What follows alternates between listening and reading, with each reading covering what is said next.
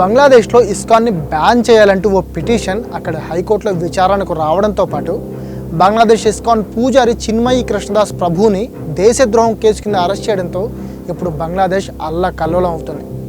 అయితే చిన్మయి కృష్ణదాస్ చేసిన తప్పేంటి?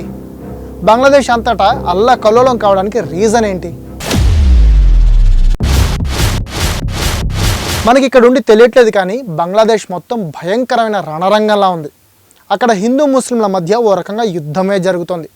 సాధారణంగా ముస్లిం కంట్రీ అయిన బంగ్లాదేశ్లో ఈ ఏడాది స్టార్టింగ్లో షేక్ హసీనా గవర్నమెంట్ కూలిపోవడం, ఆమె పారిపోయి ఇండియాకి వచ్చేయడంతో ఇప్పుడు కొత్త లీడర్ అక్కడ అధికారం మొదలుపెట్టాడు.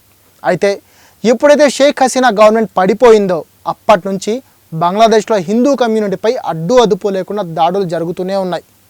ఈ దాడుల్లో ఇప్పటికే చాలామంది చనిపోయారు, ఇంకా చాలామంది వాళ్ళ ఫ్యామిలీ మెంబర్స్ని, ఆస్తుల్ని కోల్పోయారు.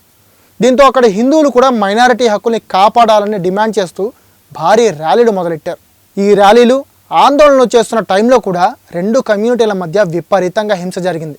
హిందువులపై జరుగుతున్న హింసను అడ్డుకొని దేశంలో మైనారిటీల హక్కుల్ని కాపాడాలని గవర్నమెంట్ని డిమాండ్ చేస్తూ ఇస్కాన్ రంగంలోకి దిగింది. భారీగా హిందువులతో ఆందోళన చేయిస్తోంది.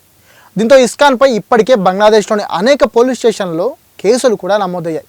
ఇక రీసెంట్గా చిన్మయి కృష్ణదాస్పై దేశద్రోహం కేసు పెట్టి నాన్ బెయిలబుల్ వారెంట్తో ఢాకా ఎయిర్పోర్ట్లో అరెస్ట్ చేయడంతో అక్కడ హిందూ సంఘాలన్నీ ఒక్కసారిగా రోడ్డెక్కాయి.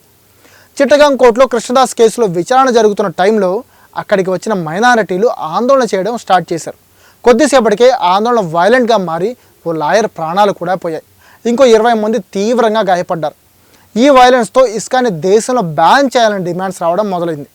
హైకోర్టులో ఇప్పుడు విచారణ జరుగుతున్న పిటిషన్ కూడా అదే. ఇస్కాన్ని బ్యాన్ చేయడంతో పాటు చిట్టగాంగ్, రాయ్పూర్ ఏరియాలు హిందువులు ఎక్కువగా ఆందోళన చేస్తున్న ఈ ప్రాంతాల్లో కూడా స్టేట్ ఎమర్జెన్సీ డిక్లేర్ చేయాలనేది పిటిషనర్ డిమాండ్.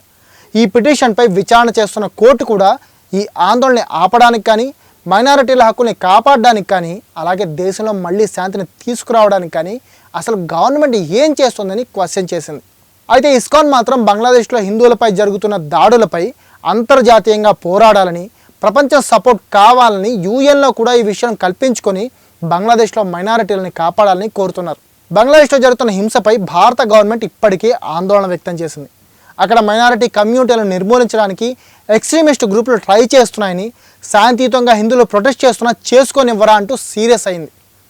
వెంటనే బంగ్లాదేశ్ గవర్నమెంట్ యాక్షన్ తీసుకుని మైనారిటీ హక్కుల్ని కాపాడాలని డిమాండ్ చేసింది. ఇక కాంగ్రెస్ కూడా బంగ్లాదేశ్లో హిందువులపై జరుగుతున్న దాడుల మీద కేంద్ర ప్రభుత్వం సరైన చర్యలు తీసుకోవాలని అంటోంది. మరి బంగ్లాదేశ్లో మైనారిటీలపై జరుగుతున్న దాడులపై మీ ఒపీనియన్ ఏంటి? కామెంట్ చేసి చెప్పండి.